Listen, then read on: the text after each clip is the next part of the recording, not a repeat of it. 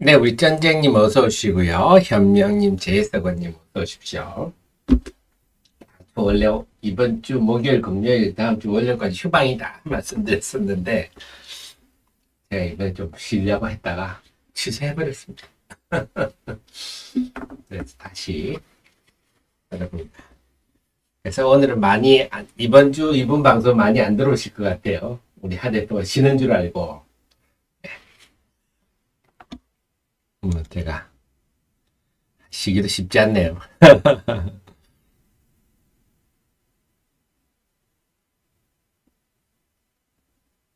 네, 희망봉님. 엔캠과 중앙첨단 소재 영상 예전 거 봤다. 예전 거 작년 한 10월, 11월 이때 보셨겠죠? 제가 10월, 11월 이때 집중적으로 방송을 좀 해드렸었는데, 제 성격 아시죠? 저는 성격이, 네, 남다른, 남들이 막 이렇게 몰려다니면, 또, 그때는 얘기를 잘 안 하죠. 남들이 안 볼 때 주로 하고요. 우리는 남다른, 예, 주식은 제가 뭐라 그랬습니까? 네, 남 따라가면 망한다. 모든 경제도 그렇습니다. 남들이 좋다 할 때 우우 하면 망한다. 그래서 저는 제 성격 아시다시피 남 따라가지가 않습니다. 요즘 막 남들이 막 얘기할 때는 제가 좀 얘기를 좀 안 하는 편이죠. 워낙 예전에 제가 많이 말씀드렸습니다. 네, 네, 희망보님, 네, 봉섭님도 어서 오시고요. 러블리에스님 정말 오래간만 아닌가요? 네, 다시 좀 힘내시고 다시 자주 뵀으면 좋겠습니다. 네. 아, 그 보고 계셨는데 톡을 안 하셨군요. 네, 감사합니다. 네, 희망봉님이 잘하신 겁니다. 이게 제가 하는 역할은요. 여러분께 전해액이라는 부분이 뭔지 특성, 산업 구조 이런 걸 설명을 드린 거고 또 미국의 공장이 누구누구가 또 어느 셀 회사에 공급하는지 그런 자료들을 쭉 제가 만들어 드리는 거고 그걸 가지고 매매를 해서 수익을 내는 분야는요 그냥 다른 분야입니다. 우리 희망봉님이 잘하신 겁니다. 제가 뭐 잘한 게 있습니까? 자, 아랑이님도 어서 오시고요. 자, 그러면 지금 36분인데요. 37분에 50초 후에 시작하겠습니다. 여러분들이 잘하신 거지 제가 매매까지 잘한다 그랬으면 제가 재벌 됐지 않겠습니까? 제가 늘 말씀드리지만 다른 주식을 너무 대부분의 투자들이 쉽게 생각합니다. 주식 사서 물렸으면요. 뭐 아주 재수없는 경우로 생각하시는데 주식 사서 오르는 게 아주 힘든 경우예요. 저는 주식을 쉽게 생각하시는 분 보고 보면은 야, 무슨 강심장인가 큰 착각을 하고 계시구나. 주식 투자라는 게 매우 어려운 겁니다. 사서 물리는 게 당연한 거고요. 사서 수익 내는 게 정말 힘든 겁니다. 네, 8시 37분입니다. 하태민 경제TV 오늘은 2월 15일입니다. 여러분 대신 공부해서 여러분의 합리적 판단을 도와드리는 특급 참모입니다. 원래는 오늘부터 월요일까지 휴방입니다. 말씀을 고지를 두고 화요일에 드렸었는데요. 네, 휴방 안 하기로 했습니다. 좀 쉬기로 어디 좀 여행이나 가려고 했다가요. 취소해버렸습니다. 자, 월요일까지 계속 쉼없이 여러분과 함께 하겠습니다. 자, 시장이 고민입니다. 뭐가 고민이냐? 지금 간단히 말씀드리면 어제 최근의 흐름을 보면요. 보시죠. 지난번 흐름 때 보면 지난 1월 하순 2월 초까지는 코스피와 코스닥이 전혀 달랐죠. 압도적으로 코스피가 좋았습니다. 이때는요. 그런데 최근에 한 3일은 보니까 코스닥이 압도적으로 좋네요. 그래서 이 둘 사이에서 어느 방향일까? 크게 보면 코스피냐? 아니면 코스닥이냐? 또 그 속에 내부를 보면 성숙주냐?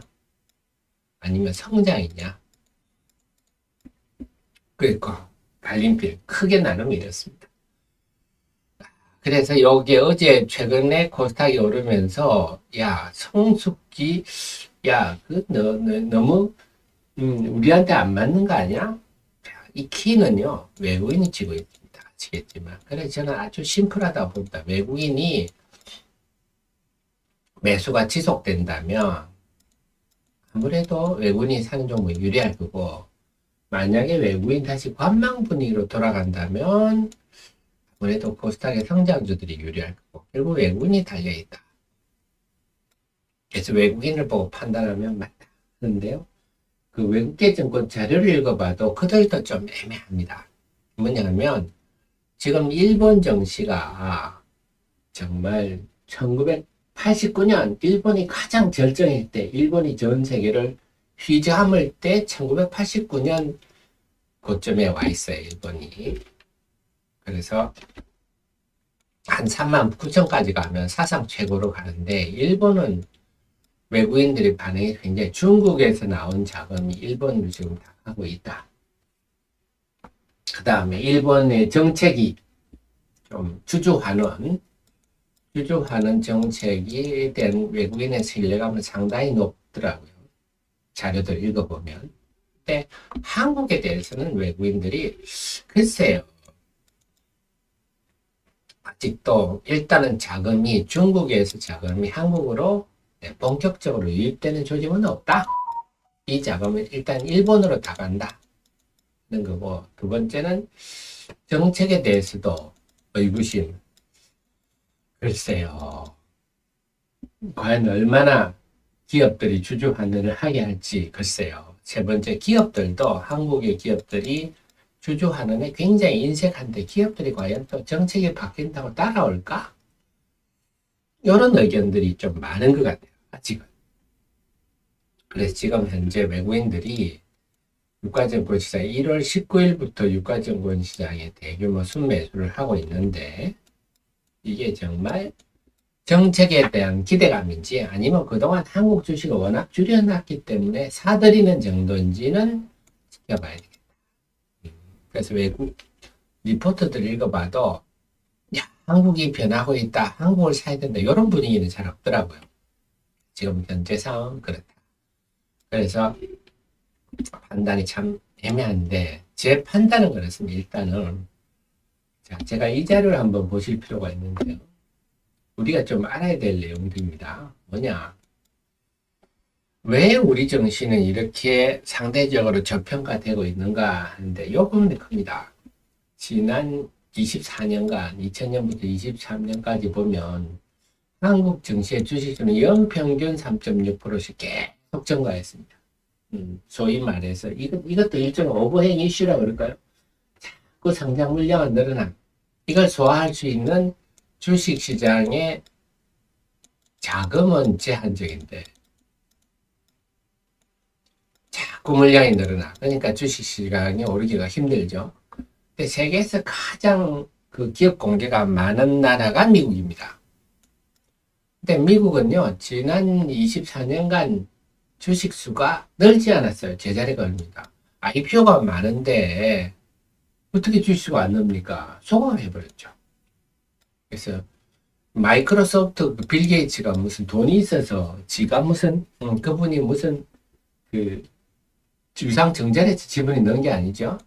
매년 이게 2분의 1은 소각이야. 그 다음에 또 액면이 없죠. 미국은 그냥 또 분할하고 소각하고를 반복하면서 자연스럽게 빌 게이츠 지분이 느는 거거든요. 그래서 그러니까 미국 증시는 저렇게 오를 수 있는 거죠.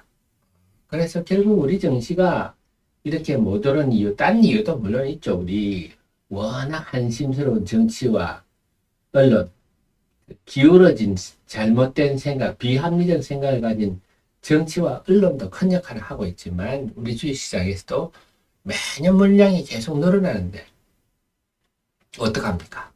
그래서 자사주 매입 소각이 매우 중요하다. 소각을 해야겠다 하는 겁니다. 그래서 이걸 보면 우리 증시가 상대적으로 못 오른 이유가 어떻게 보면 당연하다. 네, 이렇게 보면 최근에 금융위원회 기업 밸류 프로그램 도입하겠다. 이게 타당성이 있는 게, 야, 니들이 돈 필요하면 주주들한테 CB 뭐 증자해서 돈 빨아가고, 네, 그래 놓고 막상 주주들한테 해주는 건 없고, 이런 거죠. 우리로 보면 좀 괘씸하죠. 그러니까 적극적으로 자사주를 매입 초과하고 배당도 좀 많이 주고 해라 하는 게 이게 아마 기업 밸류 프로그램일 것 같습니다. 이와 관련해서 외국인이 좀 아직 의구심을 가진 외국인들은 이 얘기합니다. 기업 밸류 프로그램을 발표를 하면 건물 아니겠니? 이런 의견도 있고, 두 번째, 이번에는 12월 법인들이요, 12월 말 주주들 대상으로 배당을 주지 않는 회사들도 많아요. 이번에 이사회 결의를 통해서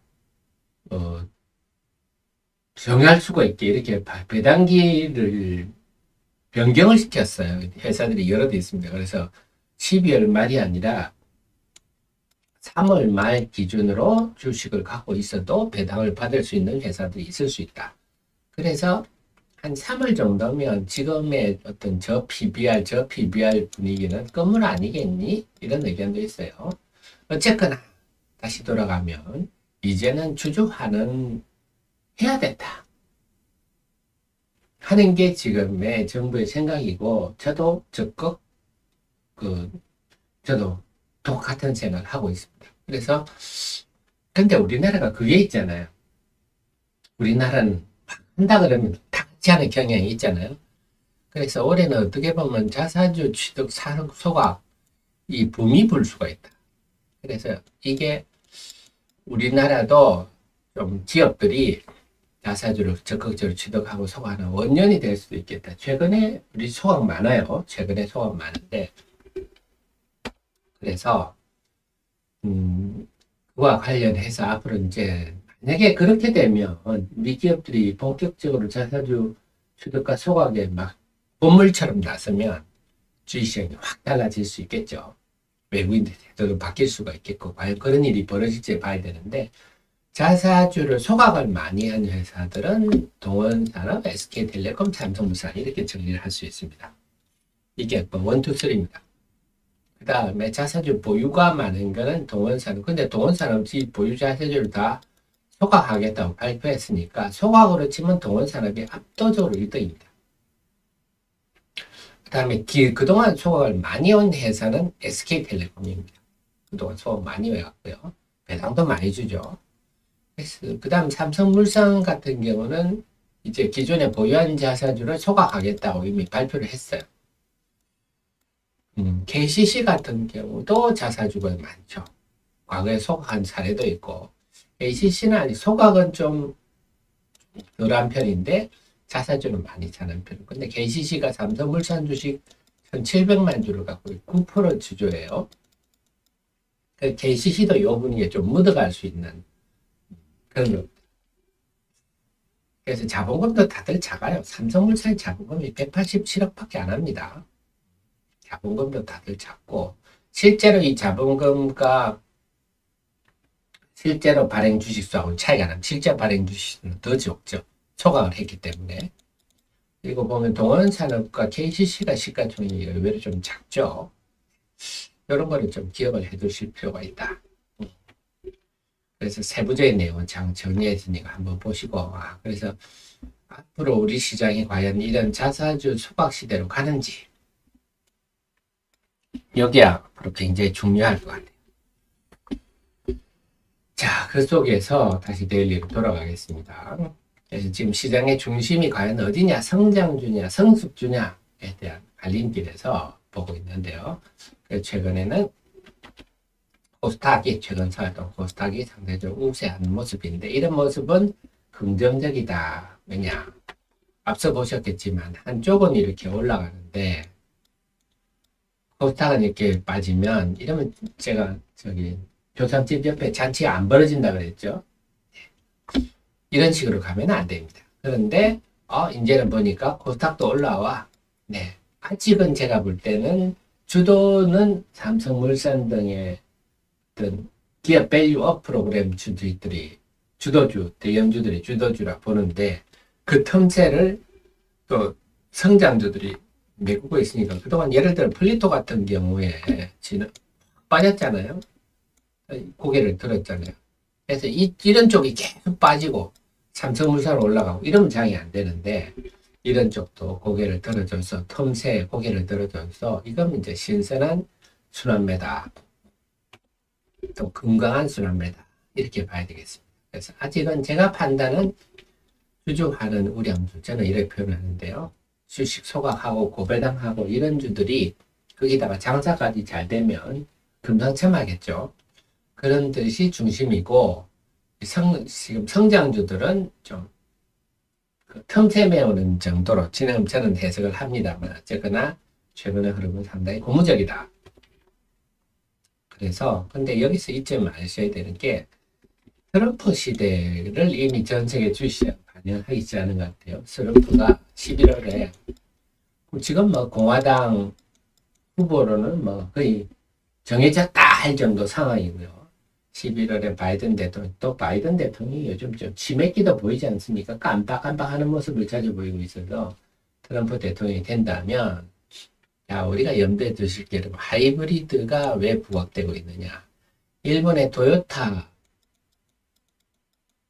사상 최고가를 기록하는 이유는 물론 일본 정치의 강세인 경우도 있습니다만, 토요타가 하이브리드의 1등 업체 아닙니까? 네. 그래서 뭐 여러분 아시겠지만 트럼프는 지구온난화도 다 사기다. 과학자들의 뻥이다. 사기다. 이러는 사람이라서 신재생의 에너지에 굉장히 부정적입니다. 그러면 전기차도 부정적이라 봐야 돼요. 그리고 전기차에 대해서는 지금 각국의 보조금도 줄어들고 유럽에서도요. 전기차, 내연기관차 판매 금지를 없애야 된다. 계획을 철회해야 된다. 이런 주장도 나오고 있어서 우리는 그동안 전기차가 당장 전기차 시대로 막 진입할 줄 알았는데 조금씩 멀어지고 있다. 그래서 하이브리드 차가 부각되면서 토요타가 가니까 현대차, 기아도 세계 메이저 자동차로 자리매김하고 있고요. 그 다음은 재평가 현상이 좀 나타나고 있는데 1월에 우리나라가 수입 자동차가 13,000대 정도 됩니다. 그 중에 한 60%가 하이브리드 혹은 플러그드 하이브리드입니다. 그래서 하이브리드만 한 54% 되거든요. 우리나라 수입 자동차 시장에서 하이브리드 자동차가 50%를 돌파한 적이 처음입니다. 그러니까 다들 하이브리드란 게 뭡니까? 시속 한 3, 40km는 전기로 가고 그 이상은 기름 태워서 가는 거죠. 그게 하이브리드인데 연비 효율성이 좋다 보니까 그래서 전에는 하이브리드가 전기차로 가는 지나가는 거쳐야 하는 정거장 정도 아니냐 봤는데 하이브리드가 앞으로 좀 주도가 될 수 있겠다. 이런 겁니다. 그렇게 되면 자, 지금 전기차 2차 전지 올해가 아주 위기일 수가 있습니다. 제가 OCI도 설명을 드렸지만 옛날에 폴리시 2008년부터 한 2014년이죠. 이때 폴리실리콘이 처참했죠. 2008년, 9년만 해도 이때 막 폴리실리콘이 태양광이 엄청나게 될 것처럼 그래서 폴리실리콘 투자를 엄청 하고 장기 공급 계약, 지금 양극재 계약하고 비슷합니다. 폴리실리콘 계약을 엄청 하고 난리가 났었어요. 그때 다른 예, 제가 OCI는 설명을 드렸고요. 다른 예로 치면 현대중공업이랑 KCC가 이 빵빵한 회사들이 폴리실리콘 법인을 만들었어요. 하다가 아마 2012년인가 현대중공업은 이미 손들고 나가버렸어요. 그래서 그 나머지 총대를 맨 KCC가 이걸 어떻게 탈피해 보려고 사우디에 있는 화학회사와 같이 사우디에다가 아마 PTC인가 그래요. 폴리시클 공장을 또 합작법인을 만들었다가 결국 그것도 상업 가동도 못하고 끝나버렸어요. 왜? 폴리실리콘 가격이 킬로그램당 한 한 60달러 하던 게 17달러로 폭락을 해버리니까 네, 손익분기점이 안 맞는 거죠. 지금 2차 전지의 리튬 가격 폭락하고 비슷한 모습이에요. 그 빵빵한 현대중공, KCC 이런 대단한 회사들이 만든 회사도 다 네, 없어졌어요. 그러니까 여러분들도 지금 2차 전지 못 모르는 지식이 부족한 선동가들이 3년, 5년 들고 있으면 큰 부를 이룰 거다고 여러분을 선동하는 사람들이 있는데요. 조심하셔야 됩니다. 그래서 지금 내가 말씀드렸죠. 남들이 다 좋다고 할 때 그때는 조심을 하셔야 됩니다. 네. 자, 성대님, 제가 그래서 들은 말씀이에요. 성대님, 전장님. 지금 제가 지난 NCM이 7월 7만원, 8만원 할 때는 아주 강조를 많이 해드렸는데 지금 주가는 NCM 중앙첨단, NCM도 마찬가지예요. 여러분 지금 실적은 안 좋아요. 좋을 수가 없습니다. 2차 전지는요. 상대적으로 낮다는 의미지 네, 아주 좋다고 지금 떠드는 사람들이 있는데요. 지금 가격에 와서야 떠드는 사람들이 있는데요.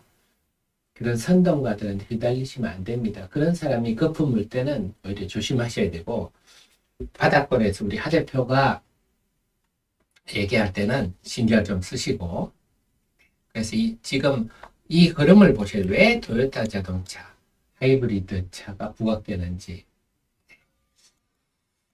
이미 트럼프 시대 또 방산도 마찬가지입니다. 방산이 지금 트럼프가 엊그제 유세할 때 유럽을 완전히 뒤집어 버렸죠. 야, EU 니들은 2% 하기로 했잖아. 방산을 방위비에서 GDP 2% 이상 하기로 해놓고 왜 안 지켜? 이 안 지키면 러시아가 쳐들어와도 우리 뭐 안 도와줄 거야. 이렇게 얘기를 해버리니까 다들 깜짝 뒤집어지고 난리가 났죠. 지금 폴란드 총리가 지금 프랑스 방문하고 다들 난리가 났죠. 근데 미국 얘기가 맞기는 맞죠. 2% 이상 하기로 했으면 해야지. 지들은 방위비 안 쓰고 딴 데 쓰고 룰루랄라 하고 네덜란드 같은 건 탱크 부대도 하나도 없죠. 그러니까 지들은 방위비 하나도 안 쓰고 룰루랄라 하고 있고 대신에 미국은 막 방위비 쓰고 미군이 가서 죽고 이러고 맞는 얘기죠. 그런데 방위비를 2% 이상 그래 올리면 뭐합니까? 살 문제가 있어요. 살 수 있는 공급할 수 있는 나라가 한국밖에 없잖아요. 그래서 이제 하나의 에어로스페이스 이런 게 오르고 있는데 이런 것들이 다 지금 트럼프 시대가 서서히 주시장에 반영되고 있는 과정이다. 이 큰 흐름도 염두에 두셔야 되겠습니다. 결전쟁님, 엔캠 시총은요, 전액 대장주니까, 분림하게 대장주, SKI 테크놀로지, 네, 그 정도를 염두에 두시면 될 것 같습니다. 자, 그래서 전체적인 흐름 아시겠죠? 그래서 올해 시장의 흐름, 세계 시장이 돌아가는 흐름 아셔야 되겠고, 지금 어떻게 하면 과거에 폴리실리콘의 그 어려움이 지금 우리 특히 제가 볼 땐 특히 2차 전지 중에 양극재에 나타날 가능성이 높아요. 양극재는 네, 경쟁도 치열하고 영업이익률도 낮고 제가 영업이익률이 낮은 부분을 항상 조심해야 된다 그랬죠. 경쟁도 치열하고 영업이익률도 낮고 뭐 양극재들이 뭐 수십 조씩 공급 계약해도 옛날에 폴리실리콘 보니까 다 해지되더라고요. 그래서 좀 전기차 2차 전지 부분에 대해서 근본적으로 생각을 다시 해볼 상황으로 잊지 마셔야 되겠습니다. 그 속에서 제가 어제 리포트 제가 주는 동원산업 같은 게 어제 실적이 나왔어요. 동원산업 이런 것도 아마 잘 모를 겁니다. 왜? 모든 업종을 잠을 아끼며 공부하는 우리 하 대표도 사실 동원산업 잘 몰라 공부를 그동안 안 했어요. 최근에 해서 이제 리포트를 쓰고 있는데 동원산업이 와 저는 이런 회사 좀 많네요. 이번에 네 4,600억 네, 영업이익이 났어요. 그러니까 매년 한 3, 4천억씩 이익이 나네요. 근데 지금 이번에 주식 소각하면 자본금이 360억이 되거든요. 그래서 매년 한 10배 이상씩 영업이익이 자본금의 10배 이상 영업이익이 나는 회사. 와 매출도 9조씩. 어마어마하네요. 거기다가 이 회사도 굉장히 자사주가 아마 상장사 중에 1등일 겁니다. 전체 한 28%를 총발행지수 28%를 소각하는 회사니까요. 배당도 적극적이고, 그래서 앞으로 시장이 많은 성숙주로 간다면 충분히 부각이 될 만한. 세방전지 같은 경우도 시간 나면 설명드리겠지만, 세방전지 같은 경우도 하이브리드 가의 수혜를 보고 있어요. 세방전지가 요즘 주가 상승하는 것도 실적이 좋아서, 물론 실적도 좋았지만 이런 배경이 있다. 그래서 우리 애청자님은 이런 큰 변화가 있구나, 이걸 염두에 두시고 대응하시는 게 좋겠습니다. 자, 그러면 30초 후에 회장과 함께 회장 방송 시작합니다.